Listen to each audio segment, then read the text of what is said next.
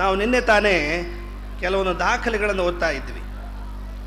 ಒಂದು ಬೇಕಾದಂಥ ಒಂದು ದಾಖಲೆ 1886ನೇ ಇಸ್ವಿಯ ಒಂದು ದಾಖಲೆ ಇದು. ಈ ಸಮಾಜ ಹೇಗೆ ಪಟ್ಟಬದ್ಧ ಹಿತಾಸಕ್ತಿಗಳ ಕಪಿಮುಷ್ಟಿಯಿಂದ ಹೊರಬರೋ ಪ್ರಯತ್ನವನ್ನು ನೂರಾರು ವರ್ಷಗಳನ್ನು ಹೇಗೆ ಈ ಸಮಾಜ ಮಾಡ್ತಾ ಬಂದಿದೆ ಅನ್ನೋದಕ್ಕೆ ಒಂದು ಜ್ವಲಂತವಾದಂಥ ಒಂದು ದಾಖಲೆ ನಮ್ಮ ಕೈಯಲ್ಲಿದೆ. 1886ನೇ ಇಸ್ವಿ ಜನವರಿ 21ನೇ ತಾರೀಕಿನ ದಾಖಲೆ ಇದು. ಬಹಳ ಜನ ನಿಮಗೆ ಗೊತ್ತಿರಲಿಕ್ಕಿಲ್ಲ. ನೀವೆಲ್ಲ ಮತ್ತೆ ಬೇಸಾಯ ಮಾಡಿದ ಜನ, ವಿದ್ಯಾಬುದ್ಧಿ ಈಗ ಇತ್ತೀಚೆಗೆ ಬಂದಿರತಕ್ಕಂಥದ್ದು, ಒಕ್ಕಲ್ತನ ಮಾಡಿದಂಥ ಜನ. ಆದರೆ ಜಾಣ ಜನರು ನಿಮ್ಮ ಶೋಷಣೆಯನ್ನು ಹೇಗೆ ಮಾಡ್ತಾ ಬಂದಿದ್ದಾರೆ ಅನ್ನೋದಕ್ಕೆ ಇಲ್ಲೊಂದು ಉದಾಹರಣೆ ಇದೆ. ಬಹಳ ದೂರದ ಪ್ರದೇಶದಲ್ಲ ಈ ದಾಖಲೆ, ಇಲ್ಲೇ ಹತ್ತಿರದ ಆಗಿನ ಅದು ಕೋಡಾ ತಾಲೂಕು ಮಡ್ಲೂರು ಗ್ರಾಮದ ಒಂದು ದಾಖಲೆ ಇದು.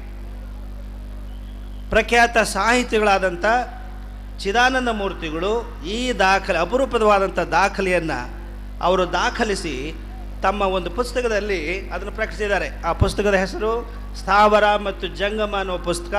ಡಾಕ್ಟರ್ ಎಂ ಚಿದಾನಂದ ಮೂರ್ತಿಗಳು ದಾಖಲಿಸಿರ್ತಕ್ಕಂಥ ಅಪರೂಪದ ದಾಖಲೆ ಇದು. ಗುರು ಆಗಬೇಕು ಅಂದರೆ, ಜಂಗಮನಾಗಬೇಕು, ಗುರು ಆಗಬೇಕು ಅಂತಿದ್ರೆ, ಜಂಗಮ ಆಗಬೇಕು ಅಂತಿದ್ರೆ ಅದು ವೀರಶೈವರಲ್ಲಿ ಎಲ್ಲರಿಗೂ ಅವಕಾಶ ಇಲ್ಲ. ಅದು ಕೇವಲ ವಿಶೇಷ ವೀರಶೈವರಿಗೆ ಮಾತ್ರ ಅನ್ನುವ ಒಂದು ಹೀನ ದೃಷ್ಟಿ ನಿನ್ನೆ ಮೊನ್ನೆದಲ್ಲ, ಇದು ಶತಮಾನಗಳದ್ದು. ಈ ಮಡ್ಲೂರು ಗ್ರಾಮದಲ್ಲಿ ಅಂಥ ಒಂದು ಪ್ರಕರಣ ನಡೆಯುತ್ತೆ. ಯಾವ ವೀರಶೈವ ಗ್ರಂಥಗಳಲ್ಲೂ ಸಹ ಈ ಶಬ್ದ ಪ್ರಯೋಗಗಳು ಇಲ್ಲ. ಯಾವುದು ಇಂಥವರು ಗುರುಗಳಾಗಲಿಕ್ಕೆ ಯೋಗ್ಯರು, ಇಂಥ ಸಮಾಜದವರು ಅಯೋಗ್ಯರು ಅಂತ ಯಾವ ಧರ್ಮ ಗ್ರಂಥದಲ್ಲೂ ಇಲ್ಲ. ಅವರು ಸಾಧರಿರ್ಬೋದು, ನೊಣಬ್ರು ಇರ್ಬೋದು, ಬಣಜಿಗರು ಇರ್ಬೋದು, ಪಂಚಮಸಾಲಿರಿರ್ಬೋದು, ಇವರು ಯಾರಿಗೂ ಸಹ ಗುರುವಾಗಲಿಕ್ಕೆ ಹಕ್ಕಿಲ್ಲ ಅನ್ನುವ ಯಾವ ಗ್ರಂಥವೂ ಇಲ್ಲ. ಅದನ್ನು ಸೃಷ್ಟಿ ಮಾಡ್ಕೊಂಡಂಥ ಜನರು ಇದ್ದಾರೆ ಅಷ್ಟೇ. ಅದಕ್ಕೆ ಅಂಥ ಜನರು 1886ನೇ ಇಸ್ವಿಯಲ್ಲಿ